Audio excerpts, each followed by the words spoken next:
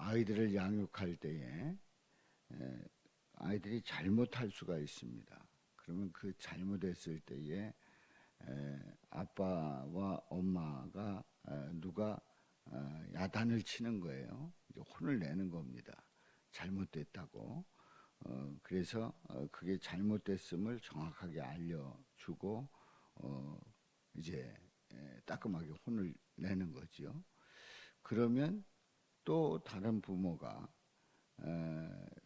또 다른 그 아빠나 엄마 중에 이제 야단을 쳤던 아빠라고 하면은 엄마는 달래줘야 되는 거죠.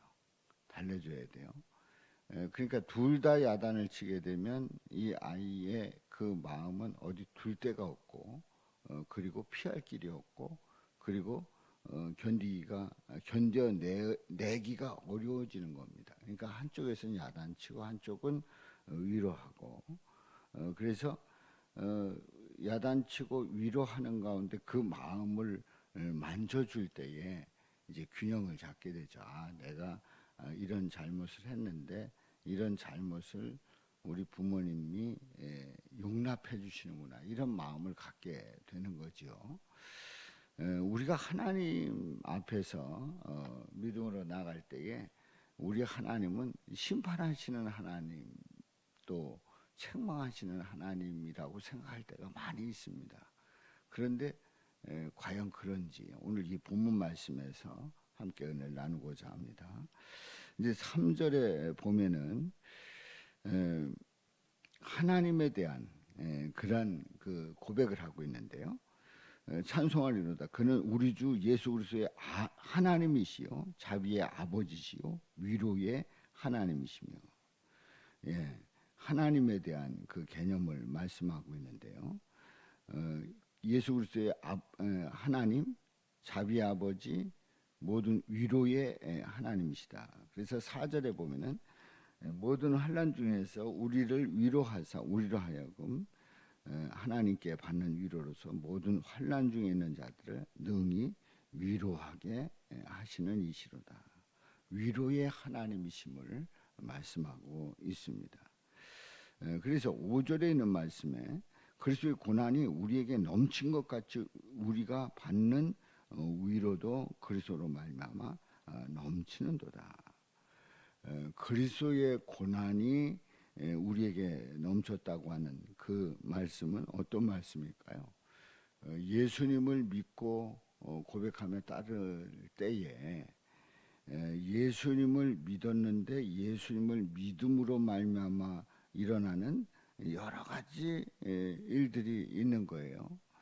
그래서 예수님을 믿었는데 항상 좋은 일만 일어나고 행복한 일만 일어나고 내가 생각할 때 행복하다, 너무 좋다, 잘 된다, 뭐 형통한다 그런 일들이 있으면 얼마나 좋을까요? 근데 예수 믿었는데 오히려 예수 믿은 것 때문에 불이익을 당하는 겁니다. 예수를 믿었기 때문에 사람들에게 어느 때는 따돌림을 당할 수도 있어요. 예수를 믿었기 때문에 오히려 쉽게 살아갈 수 있는데 세상 속에서 그냥 쉽게 살아갈 수 있는데 자신을 지켜나가야 되는 겁니다. 그러니까 예수 그리스도를 믿지 않았더라면 일어나지 않았을 그런 평범하게 살았을 그런 인생인데 예수를 믿어서 어렵게 되었고 예수를 믿어서 고난 중에 있게 되고 예수를 믿어서 불이익을 당하고 이런 일들이 있었단 말이죠. 그런데 그리스도의 고난이 우리에게 넘친 것 같이 그런 일들이 있었는데 우리가 받는 위로도 그리스도로 말미암아 넘치는도다. 우리가 받는 위로, 우리 주님께서 위로해 주신다는 얘기지요. 그래서 그 고난이 넘친 것 같이 위로도 넘친다. 우리 주님께서 위로해 주시고 주님께서 능력 주시고 주님께서 감당케 하시고 그 고난 속에서 깊은 의미를 깨닫게 하시고 깊은 의미를 깨달으면서 우리 주님께서 나를 향한 뜻이 어떤 뜻인가를 분명하게 말씀하고 있단 말이지요. 그러니까 고난이 없었다고 하면 위로도 없었을 터인데 고난 속에서 받았던 그 어려움들이 오히려 위로 가운데서 더 위로가 되고 힘이 되고 용기가 되는 그런 계기가 되는 것을 보게 되죠. 그래서 6절에 말씀을 합니다. 우리가 환난 당하는 것도 너희가 위로와 구원을 받게 하려는 것이요. 우리가 이제 이 사도 바울이 환난을 당하고 환난을 당하는 그러한 가운데 있습니다마는 그 이유가 뭐냐? 너희가 위로와 구원을 받게 하려는 것이요. 우리가 위로를 받는 것도 너희가 위로를 받게 하려는 것이니 말씀을 합니다. 그러니까 고난, 환난, 고난과 환난을 알고 보니까 사도 바울이 다 겪고 있었던 거예요. 그런데 그런 가운데서도 위로도 넘치는 그 놀라운 은혜를 사도 바울은 그리고 그 일행은 다 누리고 있는 거지요. 그만큼 환난이 큰 가운데 위로도 크고 놀라운 그 은혜를 체험하고 있는 겁니다. 그래서 이렇게 표현합니다. 이 위로가 너희 속에 역사하여 우리가 받는 것 같은 고난도 너희도 견디게 하느니라. 그 위로를 생각한다고 하면 그 환난 속에서의 그 고난 얼마든지 견뎌 나가게 하시는 거지요. 그렇습니다.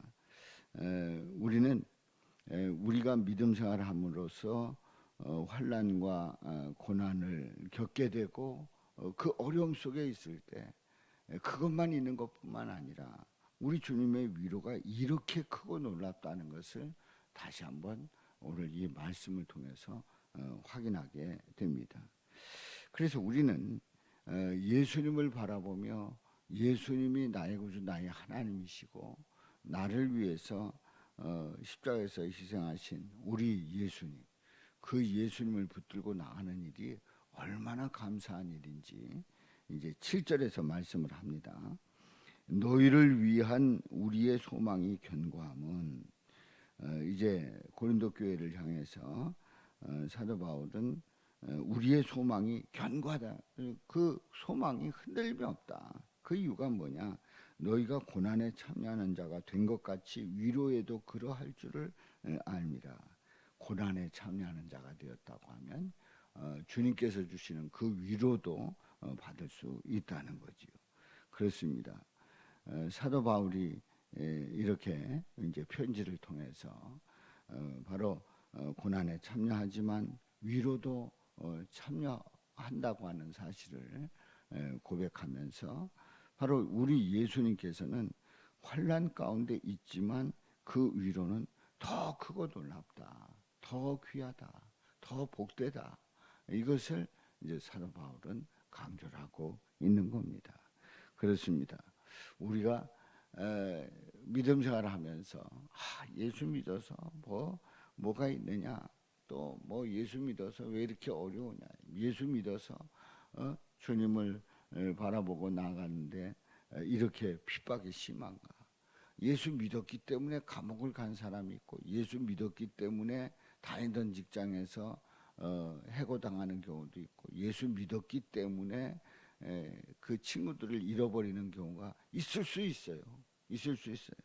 그런데 주님께서 주시는 위로는 그 받았던 그 고난과 환난보다 더 크고 더 놀랍고 더 소중하단 말이지. 바로 이런 은혜가 저와 여러분들에게 넘치시기를 주님의 이름으로 축원합니다.